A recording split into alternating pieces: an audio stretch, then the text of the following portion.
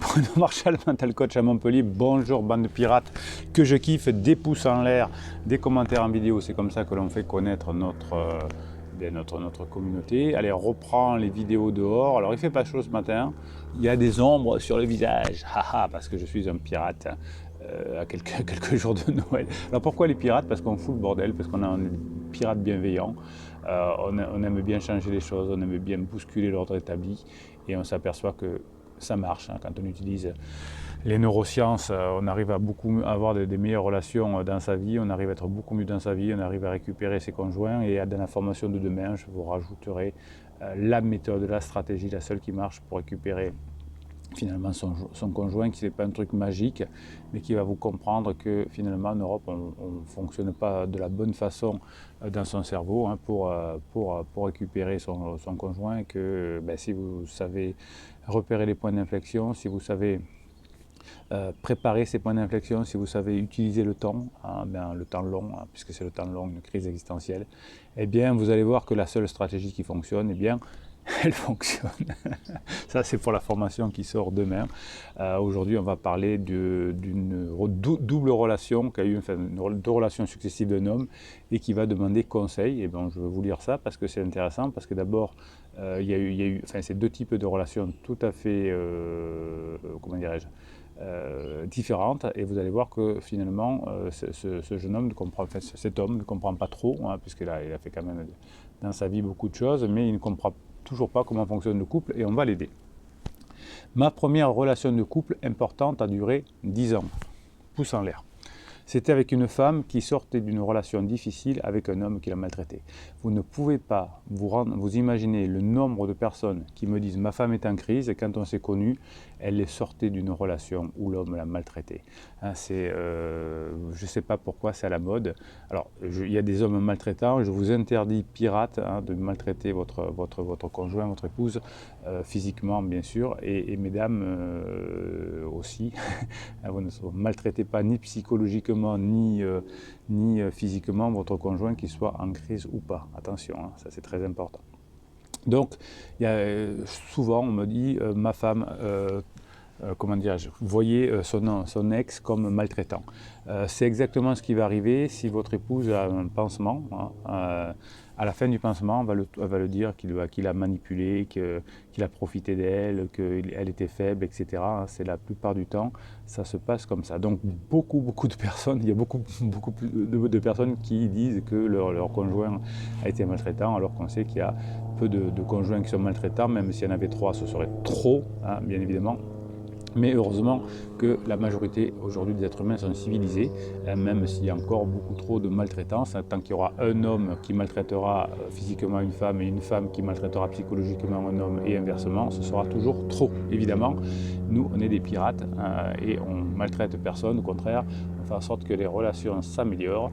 Et quand les relations s'améliorent, on est plein de dopamine, plein de sérotonine, et on passe sa vie beaucoup mieux, et on est utile à la vie, et la nature nous récompense. Alors donc, madame avait une relation difficile pendant 10 ans, avant les 10 ans. J'ai marché sur des œufs avec elle pendant 10 années, ça fait mal, marcher sur des œufs avec elle pendant 10 années, car rien ne la mettait dans des états terribles, et elle me le faisait payer. Donc vous aviez non, c'est pas monsieur avant qui a fait certainement maltraiter la personne, pourquoi pas, mais c'est qu'elle est juste mal construite, votre ex-épouse. Comme si je devenais responsable du mal que l'autre lui avait fait. Non, c'est juste qu'elle est mal construite, que peut-être vous étiez un boulet, que vous ne saviez pas la protéger, la divertir, ça c'est vrai. Non, vous n'êtes pas forcément, ce n'est pas forcément 10 ans après, ou alors faut que le bosse rapidement. Vous savez, il y a une phrase en management que j'aime bien, qui est au début on a l'équipe que l'on hérite, et au bout de quelques temps, au bout de quelques mois, on a l'équipe que l'on mérite. Si on fait ce qu'il faut, si y a des personnes qui ne veulent pas avancer, qui veulent partir, on les laisse partir. S'il y a des personnes qui n'ont pas compris, on les motive, etc. Donc on arrange les choses d'une façon ou d'une autre. Soit la personne rentre dans une espèce de bon fonctionnement, elle a envie de respecter les règles et c'est très bien, soit elle ne peut pas respecter les règles, elle n'a pas envie, ça ne lui plaît pas, elle a le droit, et on va trouver un moyen pour qu'elle aille respecter les règles dans un jeu qui lui convient. Donc quand on a une équipe dont on hérite, Et au bout d'un moment, dans l'équipe que l'on mérite, on fait ce qu'il faut pour que nos collaborateurs soient performants, soient heureux, soient motivés, soient bien dans leur vie. Bien. Et bien là, c'est pareil. Au début, on hérite d'une situation. Ensuite, on a le couple que l'on mérite. Au début, on ne sait pas trop. Et c'est pareil pour cette dame. Peut-être qu'au départ, elle a été vraiment maltraitée. Hein. C'est possible que ce ne soit pas juste une vision de l'esprit.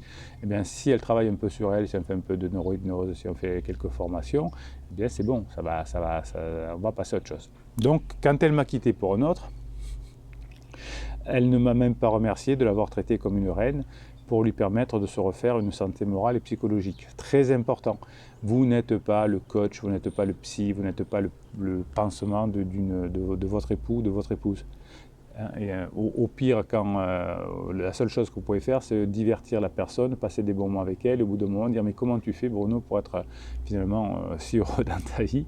Ben là je dis oh, ben, écoute, moi j'ai appliqué telle méthode, j'ai suivi un coaching, j'ai fait des formations. Voilà, on explique, on est un modèle finalement, et si vous êtes un modèle, effectivement là ça va bien fonctionner et la personne aura envie de le faire. Hein. Donc on ne dit pas tu devrais être comme ça, mais on inspire les personnes et on ne les pousse pas, on les tire pas, plutôt on va plus les pousser quand elles vont nous le demander. Elle m'a au contraire fait savoir qu'elle avait enfin trouvé un vrai homme, ce qui voulait dire en sous-entendu un homme capable de jouer son rôle de mâle. Vous voyez comme on analyse mal, il veut analyser le monsieur là, c'est pas du tout ce qui se passe en réalité, hein, c'est que vous l'avez pas diverti et vous l'avez pas protégé monsieur. Donc si vous divertissez, si vous protégez votre femme, ça va tout bien se passer. Là il est possible que vous ayez non pas joué le rôle d'homme divertissant, l'homme protecteur, mais le psy, le coach, et ça ne fonctionne pas. Voilà, donc c'est un peu le problème des personnes qui font le métier comme j'ai, s'ils ne font pas attention, ils peuvent devenir le coach aussi de leur épouse. Et donc là, ça va déconner, entre guillemets. C'est pour ça qu'il y a autant de psy, autant de psychiatres qui ont des problèmes de relations de couple parce qu'ils veulent être le psy de leur épouse ou la psy de leur mari. Et puis, c'est pas fait pour ça. C'est juste que c'est un très beau rôle, être psy, être coach, être psychiatre, mais ce n'est pas ce qui marche dans un couple. Alors ensuite, monsieur a une deuxième relation, une autre relation, et il s'en explique aussi, il demande conseil par rapport à cette relation. Donc la première, c'est pas que vous n'avez pas été un mâle alpha ou je ne sais quoi, hein, c'est que vous n'avez pas joué votre rôle d'homme divertissant. Puis j'ai eu une relation clandestine de 4 ans avec une femme mariée. Elle me disait régulièrement qu'elle allait quitter son homme et qu'elle n'aimait plus, qu'elle ne l'a jamais fait. Et elle ne l'a jamais fait. Effectivement, hein, le pansement, c'est fait pour ça, c'est fait pour passer du bon temps. On n'a pas envie de quitter son bonhomme, sauf si, effectivement, il y a un effet de propulsion. Si le bonhomme en question a subi des formations, des choses comme ça, eh bien, certainement que son épouse ne voulait pas partir, elle avait juste besoin de passer sa crise existentielle. Donc vous voyez que là, ce monsieur n'a pas respecté des règles, on ne va pas avec une femme mariée qui n'a pas fini sa relation, qui n'a pas fait le deuil de sa relation précédente, qui ne nous a pas mis en poule, donc ça ne peut pas marcher. Donc le manque de culture de ce monsieur fait qu'il souffre chaque fois, hein. Le manque de culture relationnelle, le manque de culture de relations sociales, le manque de compétences sociales fait que l'on boite et qu'on n'y arrive pas. Et ma dernière relation s'est terminée il y a un mois. Après 2 ans de fréquentation avec une femme divorcée qui ne veut rien entendre de partager son quotidien avec un homme, même si je lui ai donné toutes les preuves que je suis une personne facile à vivre, je ne fume pas, je bois raisonnablement, je fais la cuisine, je suis parti avant qu'elle me quitte. Il est chiant, vous êtes chiant monsieur. Je ne fume pas, je bois pas, enfin je bois raisonnablement, je fais la cuisine et le ménage. Vous voyez, ce monsieur il a envie d'être un bon petit garçon. Hein, voilà, je fais tout bien maman, je suis très équilibré. Hein. Ben non, on s'en fout. Le but c'est d'être divertissant, d'être rigolo, d'être fun, d'être rock, c'est ça qui plaît à une femme. Donc il est parti avant qu'elle ne quitte, peut-être qu'elle n'aurait jamais quitté d'ailleurs, mais lui pense ça. Alors, qu'est-ce qu'il dit monsieur? J'en déduis que les hommes comme moi, ça ne plaît pas aux femmes. Oui, alors oui, ça c'est sûr que le bon petit garçon, ça ne plaît pas aux femmes. C'est des hommes qui sont protecteurs et divertissants. Même si la majorité d'entre elles se fend la gueule pour réclamer le partage des tâches, mais quand tu fais ce qu'elles souhaitent, elles te trouvent nul. Non, mais c'est pas ça, vous n'avez rien compris, vous avez rien compris. Elles ne veulent pas le partage des tâches. Qui a demandé le partage des tâches? Non, elles veulent qu'on les aide. Donc vous avez, monsieur, des responsabilités à la maison. Madame a d'autres responsabilités. Vous faites des trucs qui vous plaisent, pour lesquels vous êtes plus ou moins doué, etc. Par exemple, vous êtes plus doué pour l'administratif et elle plus pour le jardinage. J'en sais rien, je dis n'importe quoi. Et de temps en temps, elle aura besoin d'aide pour le jardinage, pour tenir l'échelle, j'en sais rien, et vous aurez besoin de temps en temps qu'elle vous donne un coup de main pour vous dicter les chiffres de l'administratif, pourquoi pas, hein, pour aller plus vite. Donc c'est ça qu'il faut comprendre, c'est que dans un couple, on a besoin de s'entraider, pas de faire à la place de l'autre. À partir du moment où vous faites à la place de l'autre, effectivement, elle vous trouve nul.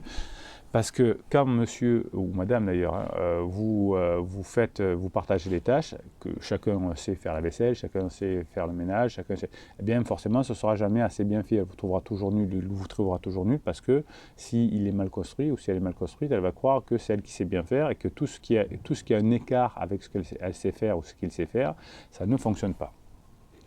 Alors, je viens de voir qu'il y avait une réponse.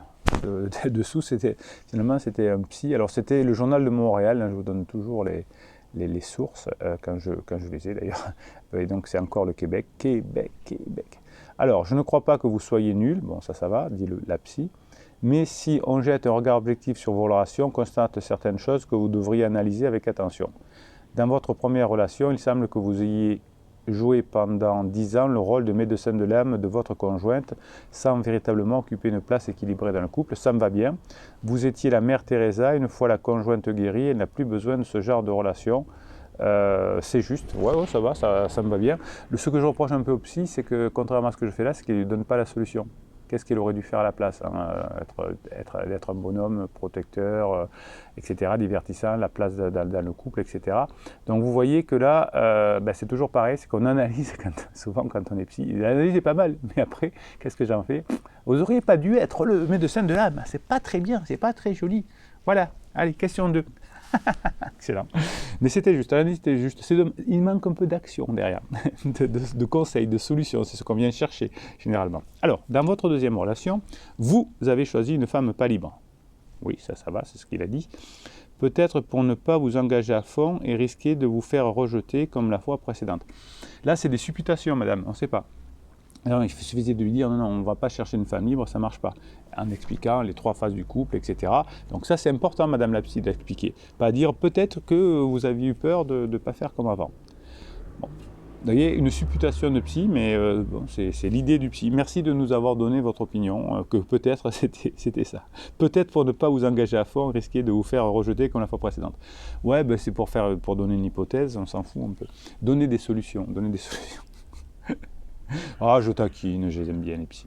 Quant à la troisième, comme vous aviez jeté votre dévolu sur quelqu'un qui n'avait pas les mêmes objectifs de vie de couple que vous ne pouviez pas vous attendre à ce qu'elle change du tout au tout.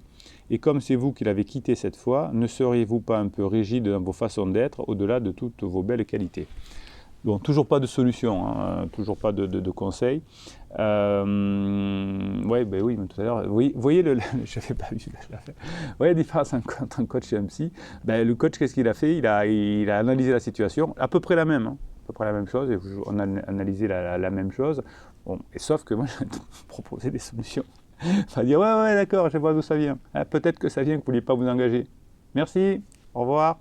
Revenez la semaine prochaine, je vous donnerai mon nouvelle opinion. Excellent. Je n'avais pas prévu de faire ça, je suis désolé, mais ça m'éclate. Ah, j'adore. Alors, on va quand même répondre. Quant à la troisième, comme vous aviez jeté votre dévolu sur quelqu'un qui n'avait pas les mêmes objectifs de vie de couple, que vous ne pouviez pas vous attendre à ce qu'elle change du tout. Oui, d'abord, une personne ne change pas, sauf si c'est le désir. Ah oui, j'en ai marre maintenant de fumer, donc je vais arrêter de fumer.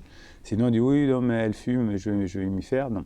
Ça, c'est très important ce que dit la psy, je vous le dis tout le temps, c'est qu'il faut vérifier, enfin je vous le dis souvent en coaching, d'ailleurs moins souvent ici, c'est que quand vous vous mettez avec quelqu'un, vérifier, non pas par des questions, mais des actes, que la personne correspond à l'avatar que vous avez constitué. Voilà, je veux un homme qui est comme ça, une femme qui est comme ça et comme ça. Pas trop serré, hein, mais plutôt large le plan. Et en posant des questions, en faisant raconter des histoires, et en observant dépend comment il fait ou elle fait, vous allez voir si la personne correspond. Par exemple, si vous voulez avoir des enfants avec quelqu'un, c'est pas dire est-ce que tu veux avoir des enfants? Bien sûr qu'il va vous dire oui pour vous faire plaisir. Non, vous allez observer, vous lui demandez s'il a une petite nièce, qu'est-ce qu'il fait, vous voulez le voir avec la petite nièce, ah, tu me la présenteras, ça a l'air sympa, est-ce qu'il a des bonnes relations, est-ce qu'il sait dans quelle classe elle est, enfin, tous ces actes vont vous montrer que vous avez les mêmes objectifs. Il y a des objectifs, par exemple, qui paraissent insignifiants au départ, mais si on n'a pas la même culture, ça va être plus compliqué. Si on ne mange pas les mêmes choses, ça va être plus compliqué. Si on n'a pas les mêmes relations à l'argent, ça va être compliqué. Par rapport aux enfants, bien sûr, ça va être compliqué. Tout ça, faut l'envisager au départ. On n'est pas, ouais, mais c'est authentique. Ça, on dit l'amour se chargera de tout, arrangera tout. Non, c'est pas du tout ça. Quand on est adulte, quand on se connaît en neurosciences, l'amour n'arrange pas tout parce qu'il n'existe pas. C'est plutôt des besoins, le couple. Vous savez, depuis la nuit des temps, d'ailleurs, ça a toujours été des besoins, d'abord des besoins collectifs où on partageait les terres, les choses comme ça. Aujourd'hui, c'est des besoins où je me réalise dans mon couple. Donc si je n'ai pas les besoins, je ne serai pas heureux et donc je vais partir. Donc ce n'est pas l'amour qui n'existe pas, c'est les besoins. Donc si au départ, vous allez voir, est-ce que le couple, la relation que j'ai avec cette personne va finalement m'aider à être mieux dans ma vie. Si on a des objectifs trop différents, bien, ça ne va pas y arriver. Donc, et comme c'est vous qui l'avez quitté cette fois, ne seriez-vous pas un peu rigide dans votre façon d'être au-delà de vos belles qualités? Oui, alors on peut toujours poser des questions, est-ce que vous ne serez pas un peu rigide, mais qu'est-ce que ça veut dire, comment on travaille cette rigidité, si c'est ça, qu'est-ce qu'en pense la personne? Vous voyez, il n'y a que des hypothèses. Tout à l'heure c'était peut-être que vous ne vouliez pas vous faire rejeter que l'autre fois, et là c'est peut-être que vous êtes un peu rigide. Proposer des solutions. Voilà, proposons des solutions. Ce qu'on fait en coaching, proposer des solutions, messieurs, les dames, les psys. Alors je sais que ce n'est pas votre façon de faire. Il vaut mieux garder les personnes longtemps et faire en sorte qu'elles trouvent la solution par eux-mêmes au bout de 50 séances.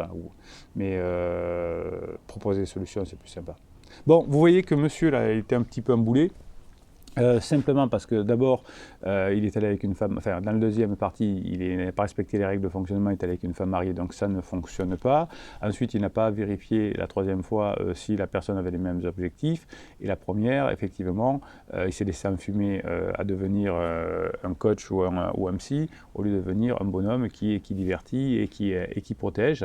Et donc face à une princesse, puisque c'était une princesse qui accusait tout le monde, y compris son dernier partenaire, il n'a pas vu que le problème venait certainement pas de son partenaire, mais peut-être de sa façon de réagir, eh bien, voilà, du coup, la personne est perdue. Et si on va voir un psy, vous voyez, il n'en saura pas plus. Il saura que peut-être il est un peu rigide, et que peut-être il